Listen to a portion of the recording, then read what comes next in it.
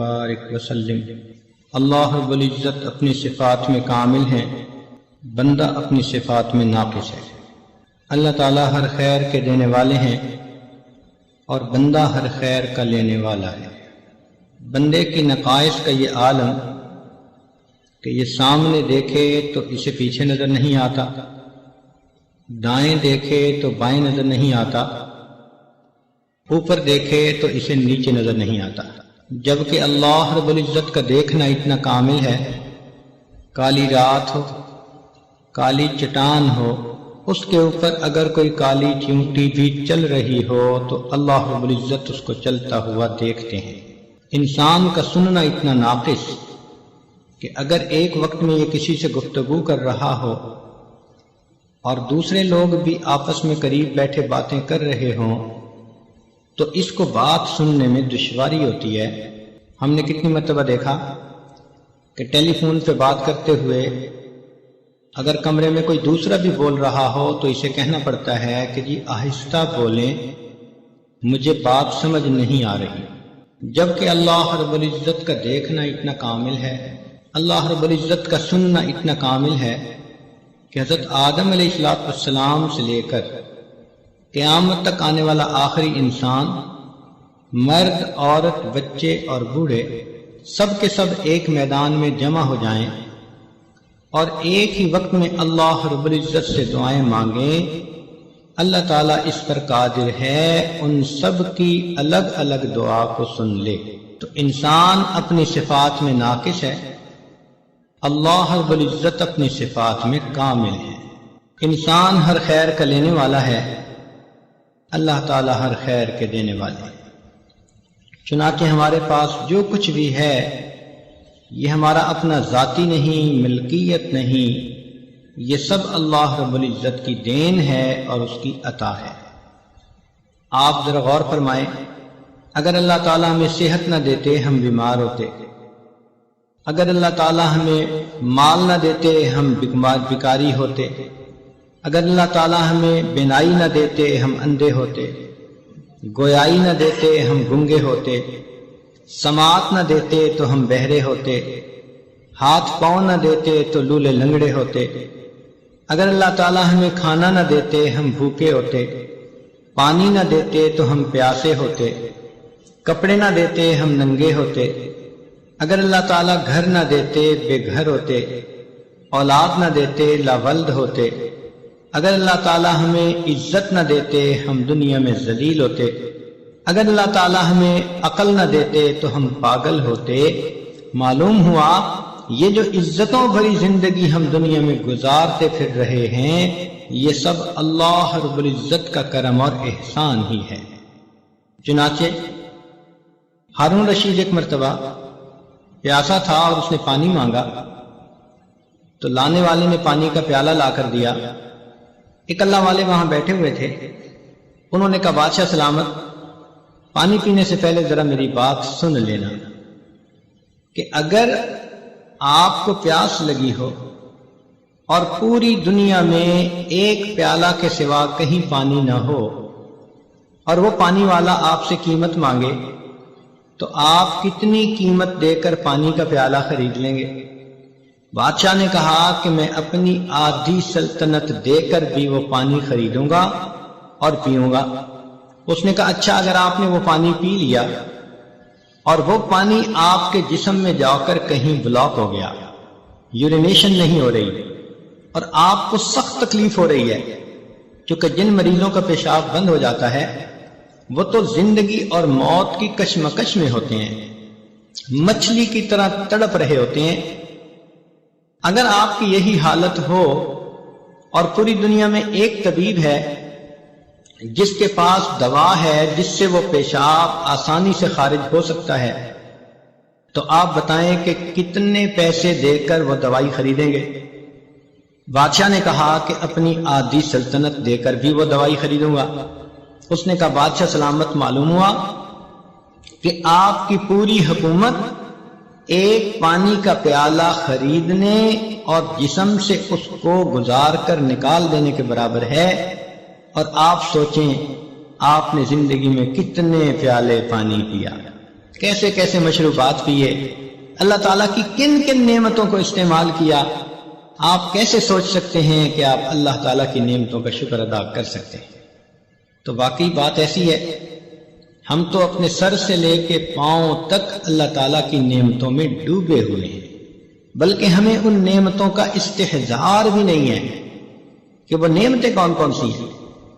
چنانچہ انسان جب کھانا کھاتا ہے تو اس کے جو فوڈ کا پائپ ہے اس کے اندر اللہ تعالیٰ نے ایک وال بنایا ہوا ہے، وہ ون وے وال ہے، یعنی جب غذا جاتی ہے تو وہ نیچے جانے دیتا ہے، اور اگر غذا باہر نکلنا چاہے تو وہ اس کو روک لیتا ہے۔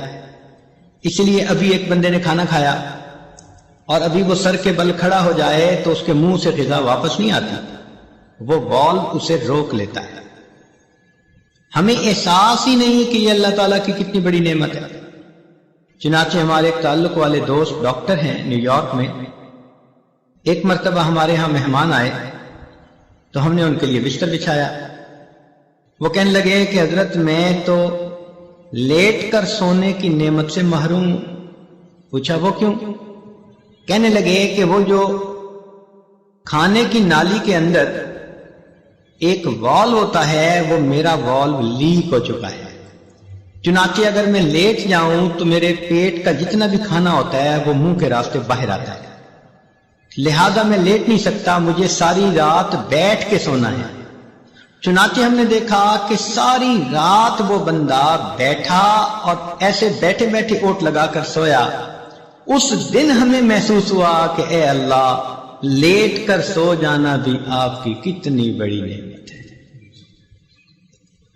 ایک نوجوان کا ایکسیڈنٹ ہوا، اس کے آنکھ کے اوپر جو کور ہے وہ کٹ گیا، چنانچہ ایک آنکھ بالکل ننگی جیسے مچھلی کی آنکھ ہوتی ہے، زخم تو مندمل ہو گیا۔ ڈاکٹر نے اسے کہا کہ اب آپ کو یہ آنکھ بار بار دھونی پڑے گی دن میں۔ کیوں؟ کہ ہوا کے اندر جو پولیوشن ہوتی ہے اس کی وجہ سے ڈسٹ کی ایک لیئر اس کے اوپر تھوڑی تھوڑی دیر بعد جمے گی تو آپ کو اسے دھونا پڑے گا۔ چنانچہ اس نے دھونا شروع کر دیا، ہر گھنٹے 2 گھنٹے کے بعد آنکھ میں پانی ڈالے۔ اب جب بار بار یہ عمل شروع کیا تو 1 مہینے کے بعد اس کے رخسار کا جو گوشت تھا وہ اتنا سینسٹیو ہو گیا کہ پانی کے لگنے سے درد ہوتا تھا۔ اس نے ڈاکٹروں کو کہا کہ اس مصیبت سے کیسے میری جان چھوٹ سکتی ہے؟ انہوں نے کہا کہ دیکھیں، اللہ تعالیٰ نے ایک نظام بنایا ہے کہ ہر انسان کی پلکوں کے نیچے ایک پانی کا سسٹم ہے، وہ آٹومیٹک تھوڑی تھوڑی دیر بعد پانی ریلیز کرتا ہے، اور انسان پلک چھپکتا ہے تو اس کی آنکھوں کی سکرین اس سے صاف ہوتی رہتی ہے۔ یوں سمجھیں کہ یہ ہماری آنکھوں کی ونڈ سکرین کا وائپر ہے اور وہ ہر وقت صاف ہوتی ہے تو ہمیں محسوس نہیں ہوتا۔ اب سوچئے، جب اس نعمت سے کوئی بندہ محروم ہوا تب اس کو احساس ہوا کہ پلک چھپکنا بھی اللہ رب العزت کی کتنی بڑی نعمت ہے۔ تو جب ہم اتنے ہی محتاج ہیں تو ہمیں چاہیے کہ ہم اپنی ان نعمتوں کو اللہ تعالیٰ سے مانگیں۔ اللہ تعالیٰ سے نعمتیں مانگنا اس عمل کو دعا کہتے ہیں، اور قدرتی بات ہے کہ رمضان مبارک کا یہ مقدس مہینہ ویسے بھی مانگنے کا مہینہ ہے، اور اس عاجز کو آج دعا مانگنے کے لیے ہی بلایا گیا ہے۔ تو دل میں خیال آیا کہ دعا سے متعلق ہی کیوں نہ چند باتیں کہہ دی جائیں۔ ممکن ہے کہ اگر یہ بات سامعین کے سمجھ میں آ گئی اور انہوں نے رمضان مبارک میں اللہ تعالیٰ سے صحیح انداز سے دعائیں مانگی تو یقیناً ان کا فائدہ ہو جائے گا۔ نبی علیہ السلام نے فرمایا، الدعاء مخ العبادہ، دعا عبادت کا نچوڑ ہے۔ جیسے کسی چیز کی کریم ہوتی ہے نا کوئی، تو یوں سمجھیں کہ دعا عبادت کا مغز ہے۔ اور دوسری حدیث پاک میں فرمایا، الدعاء هو العبادہ، کہ دعا ہی عبادت ہے۔ اللہ تعالیٰ خوش ہوتے ہیں جب کوئی بندہ دعا مانگتا ہے، اور جو نہیں مانگتا اللہ تعالیٰ اس سے ناراض ہوتے ہیں۔ چنانچہ ارشاد فرماتے ہیں، ملم یسأل اللہ یغضب علیہ، جو بندہ دعا نہیں مانگتا اللہ تعالیٰ اس بندے سے ناراض ہوتے ہیں۔ آج ہم مخلوق سے تو بہت کچھ مانگتے پھرتے ہیں اور ہمیں ڈھنگ اور طریقے بھی آتے ہیں، اللہ تعالیٰ سے مانگنے کے طریقے آج ہم نہیں سیکھ پائے۔ چنانچہ مخلوق کے مانگنے میں اور اللہ رب العزت سے مانگنے میں چند بنیادی فرق ہیں، ذرا توجہ سے بات سنیے گا۔ پہلی بات تو یہ کہ مخلوق سے اگر آپ بار بار مانگیں تو مخلوق ناراض ہوتی ہے۔ آپ دوست سے ایک دفعہ کوئی چیز مانگیں وہ دے دے گا، دوسری دفعہ مانگیں دے دے گا، تیسری دفعہ موڈ بنا لے گا، چوتھی دفعہ بولنا چھوڑ دے گا، اور پانچویں دفعہ آپ سے تعلق توڑنے کا اعلان کر دے گا کہ یہ کیسا آدمی ہے، ہر وقت مانگتا ہی رہتا ہے۔ تو مخلوق سے بار بار مانگو تو مخلوق ناراض ہوتی ہے، جبکہ اللہ رب العزت کا معاملہ عجیب ہے۔ بندہ ایک دفعہ مانگے وہ دیتے ہیں، دو دفعہ مانگے وہ دیتے ہیں، جتنی بار مانگے اتنی بار دیتے ہیں، بلکہ جو بندہ ہر چیز اللہ سے مانگے، ہر وقت اللہ سے مانگے، اللہ تعالیٰ اس بندے کو اپنا ولی اور دوست بنا لیتے ہیں۔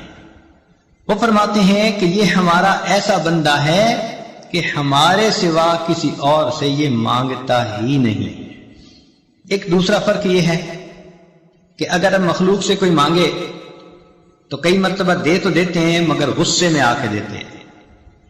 مثال کے طور پہ ایک آدمی ڈرائیونگ کر رہا ہے، والدہ بھی پاس بیٹھی ہے، اب کسی جگہ ریڈ لائٹ پر اس نے گاڑی کو روکا تو ادھر سے کوئی فقیر بھی آ گیا، اس نے ونڈو گلاس کو کھٹکھٹایا تو اس نے اشارہ سے کہہ دیا کہ بھئی معاف کر دو، مگر مانگنے والے بھی بڑے مستقل مزاج ہوتے ہیں، وہ پھر مانگتا ہے، وہ پھر مانگتا ہے، حتیٰ کہ آپ کو غصہ آتا ہے کہ یہ جاتا کیوں نہیں۔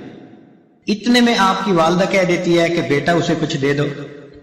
اب ماں کے کہنے کی بنا پر آپ اپنی جیب سے 2 روپے نکال کر دیتے تو ہیں، مگر کتنی غصے والی نظروں سے اس فقیر کو دیکھتے ہیں، اور دیتے ہوئے یوں کہہ رہے ہوتے ہیں کہ جیسے بھائی لو اور دفع ہو جاؤ۔ تو دیا بھی مگر غصے سے دیا، بوجھ سمجھ کے دیا، مگر اللہ تعالیٰ کا معاملہ اور ہے، بندہ اس سے جتنا بھی مانگے جب بھی مانگے اللہ تعالیٰ کبھی بھی ناراض ہو کر نہیں دیتے، بلکہ ہمیشہ بندے کو پیار سے دیا کرتے ہیں۔ پھر مخلوق کے مانگنے میں ایک اور بھی ہے کہ اگر آپ کسی امیر بندے کے پاس جائیں اور اسے کہیں گے کہ مجھے ایک چونی دے دیں، اور وہ بندہ اربوں پتی ہو تو وہ آپ سے غصہ کرے گا کہ آپ نے مجھے کیا فقیر سمجھا ہوا ہے جو مجھ سے چونی مانگنے آ گئے۔ اور اگر آپ کسی غریب کے پاس جائیں اور اسے کہیں بھئی مجھے 10 کروڑ کا قرضہ چاہیے تو وہ ناراض ہو جائے گا، یار آپ نے میرے پاس کوئی خزانہ دیکھا ہے۔ تو عجیب بات، امیر سے تھوڑا مانگیں تو وہ ناراض، اور فقیر سے زیادہ مانگیں تو وہ ناراض، مگر اللہ رب العزت کا معاملہ ایسا ہے کہ بندہ اس سے جتنا مانگے تھوڑا یا زیادہ اللہ تعالیٰ دیتے ہیں، بلکہ حدیث پاک میں آتا ہے کوئی بندہ اپنے جوتے کا ٹوٹا ہوا تسمہ بھی اللہ سے مانگتا ہے، اللہ تعالیٰ وہ بھی دے کر خوش ہو جاتا ہے۔ پھر ایک فرق اور بھی ہے مخلوق سے مانگنے میں کہ اگر وہ دیں گے تو دن کے کچھ وقت میں دیں گے، شام کو دروازے بند ہو جائیں گے۔ آپ رات کو کسی کے دروازے پہ جائیں تو دروازے کو بند پائیں گے، تو دروازے دینے والے کے کبھی کھلتے ہیں کبھی بند ہو جاتے ہیں، مگر اللہ رب العزت کا دروازہ ایسا ہے کہ جو دینے والوں کے لیے ہمیشہ کھلا رہتا ہے۔ لا تأخذہ سنۃ ولا نوم، اللہ تعالیٰ کو نہ اونگ آتی ہے نہ نیند آتی ہے، کس لیے ایسا نہ ہو میرا بندہ میرے دروازے پہ سائل بن کر آئے اور دینے والا سویا ہوا ہو۔ اللہ تعالیٰ کی شان اس سے بلند ہے، وہ کتنا کریم پروردگار ہے کہ جس کا دروازہ کبھی بند ہی نہیں ہوتا۔ پھر جن لوگوں کے پاس ہم جاتے ہیں ان کو خود اپنی ضرورتیں ہوتی ہیں۔ آپ اگر دنیا میں کسی سے مانگیں وہ کہے گا یار مجھے اپنی ضرورت ہے، میں نے قرضہ دینا ہے، حالات میرے ذرا ٹائٹ ہو گئے ہیں، میری پیمنٹ رک گئی ہے، مجھ سے قرضے والے مطالبہ کر رہے ہیں، میری کنسائنمنٹ جو ہے وہ رک گئی ہے، میرا کنٹینر پھنس گیا ہے، مارکیٹ کے حالات اچھے نہیں، تو آپ اگر مخلوق میں سے کسی سے مانگیں تو وہ خود محتاج اپنی 10 ضرورتیں آپ کو بیان کر دے گا، لیکن اللہ رب العزت سے مانگیں تو اللہ تعالیٰ کا معاملہ اور ہے۔ اللہ تعالیٰ وہ ذات ہے کہ سب اس کے محتاج ہیں، وہ کسی کا محتاج نہیں ہے۔ پھر مخلوق سے مانگنے میں اور اللہ تعالیٰ سے مانگنے میں ایک فرق اور بھی ہے کہ اگر دنیا میں کوئی بندہ ذرا ذی حیثیت بنتا ہے نا، تو اس کی کوشش ہوتی ہے کہ اپنوں کو نوازے۔ آج دنیا میں کسی کو حکومت ملے تو وہ اپنی پارٹی کے بندوں کو ہی نوازتے ہیں، اور ان کی کوشش ہوتی ہے کہ اگر کوئی حزب مخالف میں ہے تو اس کے جو کچھ پاس ہے اس سے بھی محروم کر دو، ان کے منہ سے نوالے بھی چھین لو۔ تو مخلوق اپنوں کو عطا کرتے ہیں اور غیروں کو محروم کرتے ہیں۔ اللہ تعالیٰ کا معاملہ اور ہے، وہ اس دنیا میں اپنوں کو بھی عطا کرتا ہے جو کلمہ پڑھنے والے بندے ہیں، جنہوں نے اللہ کو مانا، اور جنہوں نے اللہ کو نہ مانا ان کفار کو بھی اپنی رحمانیت کے صدقے اللہ تعالیٰ اس دنیا میں اولاد دیتا ہے، عزت دیتا ہے، مال دیتا ہے، صحت دیتا ہے۔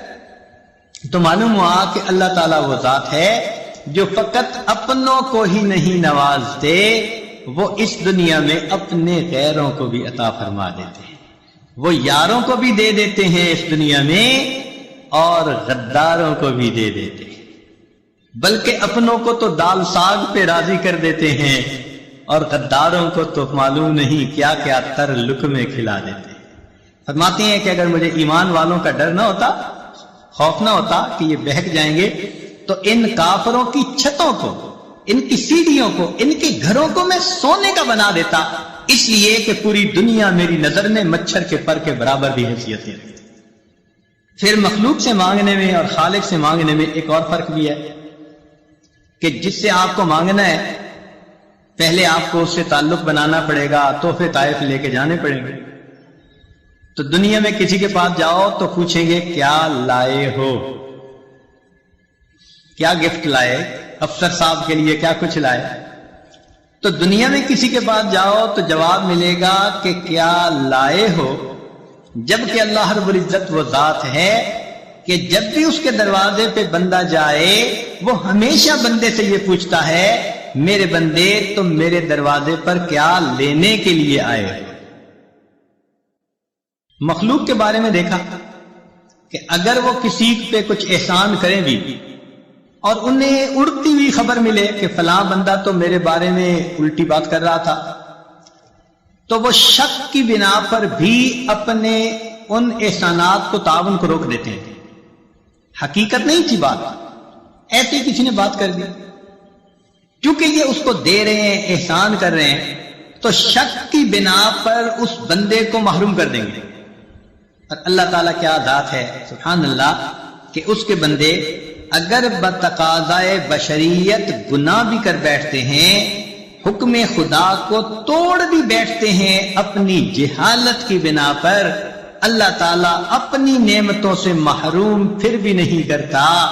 کبیرہ گناہ کر کے آتے ہیں اور گھر میں آ کے پلنگ پر میٹھی نیند سو جاتے ہیں، اللہ تعالیٰ ان کو نیند سے محروم تو نہیں کر دیتا۔ یہ تو نہیں کہ تم نے نماز قضا کی تو تمہارا کھانا ہضم نہیں ہوگا۔ اللہ تعالیٰ کتنی جو ہے وہ شفیق ذات ہے، رحیم ذات ہے کہ جو اپنے بندوں پر ان کے گناہوں کے باوجود بھی فوراً اپنی نعمتوں کے دروازے بند نہیں کرتا، بلکہ ان کو مہلت عطا فرما دیتا ہے۔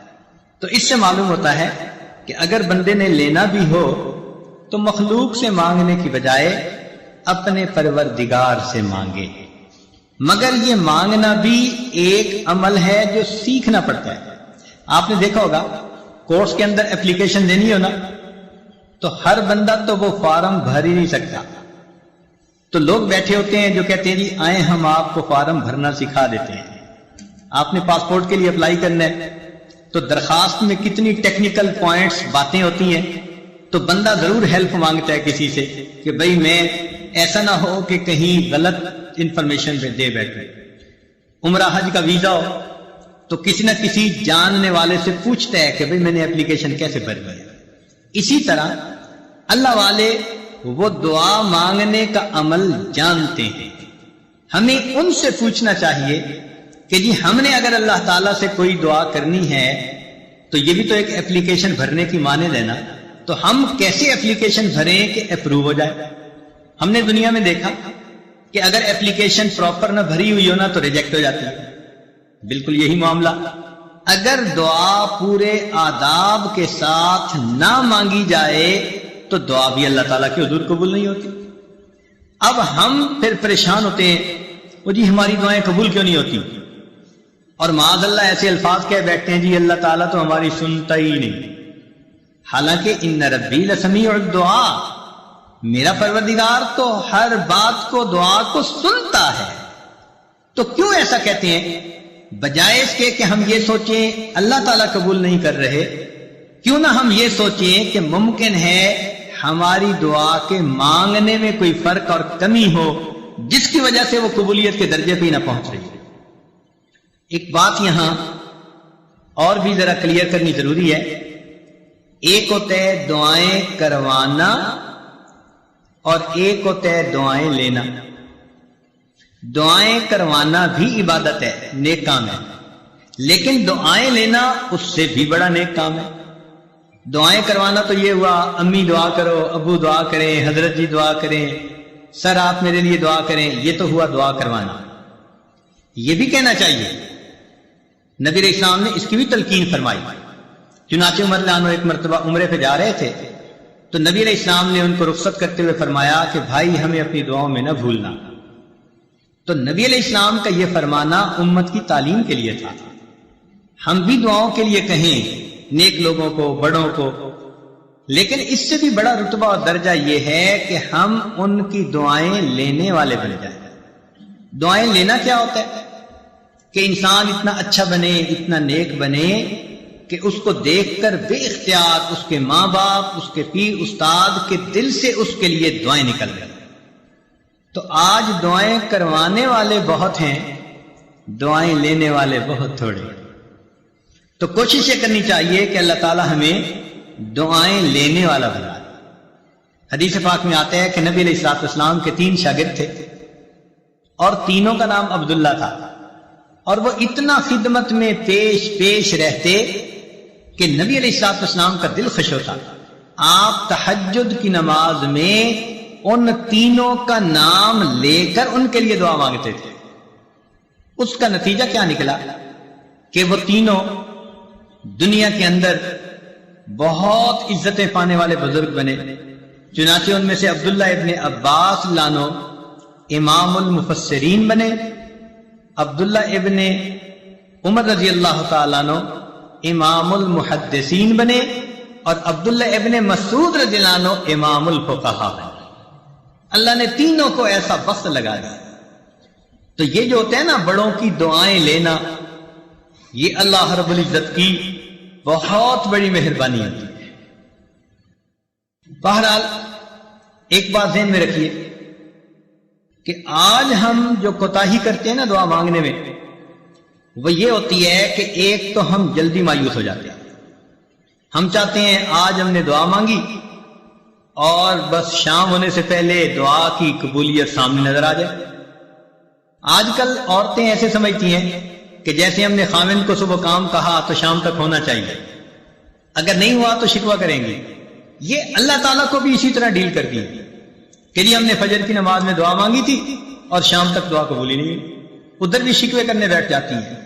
اللہ تعالیٰ ہے، اس سے مانگنے کا طریقہ ہے. اس کی بارگاہ میں ناز نہیں چلتا، اس کے ہاں نیاز چلتی ہے، عاجزی چلتی ہے. کئی مرتبہ عورتوں کو دیکھا خط میں اپنے حالات لکھتی ہیں کہ جی میں نے دعا مانگی قبول نہیں ہوئی، بس میں نے تو دعائیں مانگنی چھوڑ دی. یعنی جیسے خامن سے روٹھ جاتا ہے، یہ خدا کی بندیاں اپنی کم علمی کی وجہ سے اپنے خدا سے بھی روٹھی پھرتی. یہ نہیں دیکھیں گی کہ بھائی دعا مانگنے میں تو کوئی کمی ہوگی نا، جس وجہ سے یہ اپلیکیشن ریجیکٹ ہو گئی ہے. اس پہ غور نہیں کریں گی، بلکہ اللہ تعالیٰ جی ہماری تو سنتا ہی نہیں. کیوں نہیں سنتا؟ حدیث پاک میں آتا ہے ہر بندے کی دعا قبول ہوتی ہے، مگر قبولیت کے 3 انداز ہیں. یا تو جیسے مانگی منو ان قبول ہو گئی، یا اللہ تعالیٰ اس کے بدلے کوئی بڑی مصیبت اس بندے سے دور کر دیتے ہیں، یا اس کو نام اعمال میں ذخیرہ کے طور پر لکھوا دیتے ہیں اور قیامت کے دن اس کو اتنا دیں گے. حدیث پاک میں آتا ہے کہ وہ بندہ دعا مانگے گا، اللہ دنیا میں میری کوئی دعا نہ پوری ہوتی، ہر دعا ذخیرہ بنی ہوتی اور آج اس دن مجھے اس کا اجر ملتا تو کتنی اچھی بات ہوتی. 3 میں سے کسی نہ کسی ایک صورت میں دعا کا بدلہ ضرور ملتا ہے. اب اللہ تعالیٰ پابند تو نہیں ہے نا کہ ہم نے مانگی ہے تو اسی کو پورا کر دے. اللہ تعالیٰ حکمت والے ہیں، وہ دیکھتے ہیں کہ یہ دعا اس کے لیے پورا ہونا بہتر ہے یا برا ہے. کئی دفعہ بندہ پیسہ مانگتا ہے اور اللہ تعالیٰ جانتے ہیں کہ اس کو پیسہ مل گیا نا تو یہ اس کو ہضم نہیں کر پائے گا، یہ ایمان سے ہی محروم ہو جائے گا، یہ دین سے ہی محروم ہو جائے گا. تو اللہ تعالیٰ پھر اس کی اس دعا کو اس طرح قبول نہیں کرتے. جیسے بچہ انگارہ پکڑنا چاہے تو ماں کتنی محبت کرنے والی ہوتی ہے مگر انگارہ نہیں پکڑنے دیتی. اب بچہ روئے جی امی میری بات نہیں مانتی، نہیں، بچے کو نہیں پتا کہ وہ اس کے لیے نقصان دہ ہے، ماں کو پتا ہے. اسی طرح ہم نے جو مانگا ہمیں کیا پتا وہ ہمارے لیے ٹھیک ہے یا نہیں. اللہ تعالیٰ چونکہ رحیم و کریم ہے، اس لیے جو بندے کے لیے بہتر نہیں ہوتا اللہ تعالیٰ وہ نہیں کرتا. چنانچہ کئی بچیاں چاہتی ہیں کہ جی فلاں جگہ شادی ہو جائے، ہر بندہ چاہتا ہے پسند کی شادی ہو. تو اب ان کی اگر نیت بن گئی کہ ادھر شادی ہو جائے اور ہو نہیں رہی تو بس سب سے بیزار، بڑی دعائیں مانگی، بڑے وظیفے کیے، بڑا قرآن پڑھا اور جی ہماری تو دعا قبول ہی نہیں ہوتی. اللہ کی بندی، آپ کو کیا پتا کہ وہ جو اس وقت اتنی محبتوں کا تمہارے ساتھ اظہار کر رہا ہے کل کو تمہارے ساتھ وہ کیا برتاؤ کرے گا. ممکن ہے کل کو وہ تمہیں سرے سے ہی طلاق دے دے، کل کو وہ تمہاری بجائے کسی اور کے ساتھ اپنے تعلق بنا لے اور تمہیں گھر کے اندر ذلیل کرے، دوسروں کے سامنے بے عزت کرے اور تم اس وقت جینے کی بجائے مر جانے کو ترجیح دینے لگو. تو اس وقت انسان سوچتا ہے جی ادھر میرا رشتہ ہو جائے اور وہ کہتے ہیں جی میری دعا قبول ہی نہیں ہوتی. بھائی قبول اس لیے نہیں ہو رہی، اللہ تعالیٰ بہتر چاہتا ہے. تو اس لیے دعا جب بھی مانگی جاتی ہے اگر بندے کے حق میں بہتر ہو تو اللہ تعالیٰ اسی طرح پورا کر دیتے ہیں، بہتر نہ ہو تو اللہ تعالیٰ پورا نہیں کرتے. مثال کے طور پہ ایک بندے نے کہا اللہ مجھے امیر بنا دے، غنی بنا دے. اللہ تعالیٰ نہیں بناتے. کیوں؟ اللہ تعالیٰ جانتے ہیں اس کو مال ملا تو یہ اولاد کی تربیت کر نہیں سکے گا، اس کی اولاد نافرمان بن کے ایمان سے بھی خارج ہو جائے گا. کتنے لوگ ہیں مال ان کے گھر میں آ جاتا ہے اور ان کی اولاد ان کے ہاتھوں سے نکل جاتی ہے. ہمیں کیا پتا کہ کس وجہ سے یہ دعا قبول نہیں ہو رہی. اللہ تعالیٰ پہ بھروسہ رکھیں، اعتماد رکھیں، اس کو اپنے اوپر ماں سے بھی 70 گنا زیادہ مہربان سمجھتے ہوئے سوچیں کہ کوئی نہ کوئی حکمت ہوگی جو من و ان قبول نہیں ہوتی. اور ہمیں کیا پتا کہ اللہ تعالیٰ نے اس دعا کے بدلے کوئی مصیبت سے بچایا ہو. آپ ذرا غور کریں، آپ گاڑی میں جا رہی ہیں اور کئی مرتبہ بس ایکسیڈنٹ ہوتے ہوتے بچتا ہے، تو ممکن ہے آپ کی مانگی ہوئی کسی دعا کے صدقے اللہ تعالیٰ نے آپ کو ایکسیڈنٹ سے بچا لیا. زلزلہ آیا، لاکھوں انسان مرے بھی اور زخمی بھی ہوئے. ہمیں جو اللہ نے اس زلزلے میں بچا لیا، کیا پتا کسی وقت کی مانگی ہوئی کوئی دعا. تو یوں کہہ دینا جی ہم نے مانگی ہے دعا قبول نہیں ہوتی، یہ جلد بازی اللہ تعالیٰ کے بارگاہ میں ظاہر کرنا مناسب نہیں. دعا مانگنی چاہیے، مانگتے رہنا چاہیے. آپ نے دیکھا ہوگا کہ بچہ کوئی چیز مانگتا ہے تو ماں شروع میں منع کر دیتی ہے، نہیں دیں گے. پھر مانگتا ہے، پھر وہ کہتی ہے نہیں دیں گے، جھڑکی بھی دے دیتی ہے. لیکن جب بچہ مانگتا رہتا ہے، اس چھوٹے سے بچے کو بھی پتا ہے کہ میں مانگتا رہوں گا نا تو امی دے دے گی. چنانچہ تھوڑی دیر کے بعد جب وہ روتا دھوتا ہے ماں کے سامنے، ماں چیز بھی لے کے دے دیتی ہے اور اٹھا کے سینے سے بھی لگا لیتی ہے. تو اسی طرح دعا مانگنی ہو تو ہم نان سٹاپ بغیر تھکے اللہ سے مانگتے رہے. ہمارا کام ہے مانگنا. مانگنے کے بعد ہم محروم نہیں رہیں گے. किसी ना किसी सूरत उसका रिटर्न हमें मिलेगा, या तो वो दुआ वैसे कबूल या उसके बदले कोई बीमारी जो है ना वो दूर कर दी जाएगी। क्या पता कि आप दुआ मांगती रही और अल्लाह ताला ने उस दुआ के बदले कोई स्किन डिजीज ऐसी थी जिससे आपको बचा लिया, वरना अगर स्किन डिजीज हो जाती और चेहरे पे दाग धब्बे पड़ जाते तो इतनी मोहब्बत करने वाले खामिन साहब के भी रुख बदले हुए होते। अल्लाह ने आपकी सेहत को सलामत रखा, कोई ऐसी बीमारी नहीं लगाई, घर में उल्फतों मोहब्बतों की जिंदगी गुजारती फिर रही है, पता नहीं है किस किस दुआ का नतीजा है जो अल्लाह ने आपको ये इज्जतें दी है। तो इसलिए दुआ मांगने में फौरन तवक्को रखना कि जी अभी कबूल हो जाए, ये बंदगी के आदाब के खिलाफ। जल्दी मायूस नहीं होना चाहिए। और फिर एक बात इसमें और भी समझ लें कि कुछ लोग दुआएं मांगते हैं और कुछ लोग दुआएं पढ़ते हैं। दुआ पढ़ने से दुआ कबूल नहीं होती, दुआ मांगने से दुआ कबूल होती है। क्या फर्क है दोनों में?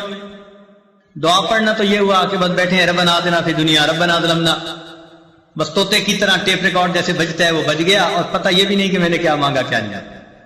चुनाचे एक मरतबा हमने नमाज पढ़ी, हमारे करीबी ताल्लुक वाले साथ बैठे हुए थे, उन्होंने दुआ के बाद अपने चेहरे पे हाथ फेरे, तो मैंने वैसे ही उनसे पूछ लिया, मैंने कहा आज दुआ में आपने क्या मांगा? तो मेरी तरफ देख के कहते हज़रत सच बताओ मुझे नहीं याद। यानी अभी अपने चेहरे पे हाथ फेरा और अभी ये नहीं पता कि मैंने अल्लाह से क्या मांगा। इतनी गफलत भरी दुआ, तो इसको कहते हैं दुआएं पढ़ना। तो दुआएं पढ़ने से दुआएं कबूल नहीं होती, दुआएं मांगने से दुआएं।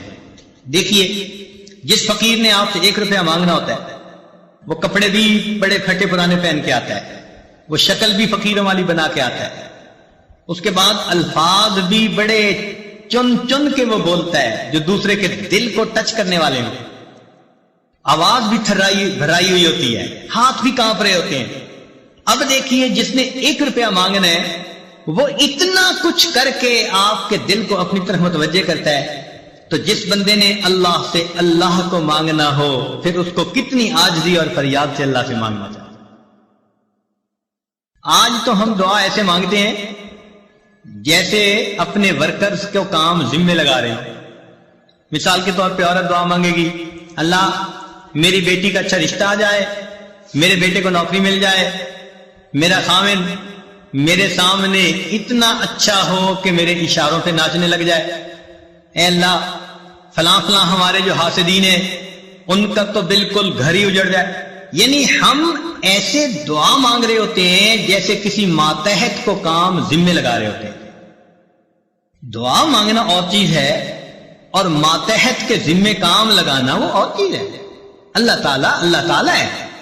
इस अंदाज में दुआएं मांगना, ये हो जाए, ये हो जाए, ये हो जाए, जैसे सेठ साहब बैठे हुए अपने वर्कर्स को काम असाइनमेंट दे रहे हैं। तो अल्लाह ताला को दुआ में असाइनमेंट ना दिया करें। अल्लाह ताला के सामने आजिज़ी और ज़ारी का इजहार करके, बंदगी का इजहार करके, अल्लाह की अजमत को मान के अल्लाह से दुआ किया करें, सवाल किया करें। तो जब हम इस तरह से मांगेंगे तो दुआएं जल्दी कबूल होंगी। हम इल्जाम उनको देते थे, कसूर अपना निकल आया। हम शिकवा लिए फिरते हैं जी हमारी सुनता ही नहीं, हालांकि दुआ मांगने में कितनी कोताहियां हम खुद कर लेते हैं। चुनाचे हज्जाज बिन यूसुफ के बारे में आता है कि तवाफ कर रहा था और एक नाबीना वहां बैठा दुआ मांग रहा था, अल्लाह मुझे बेनाई अता कर दे।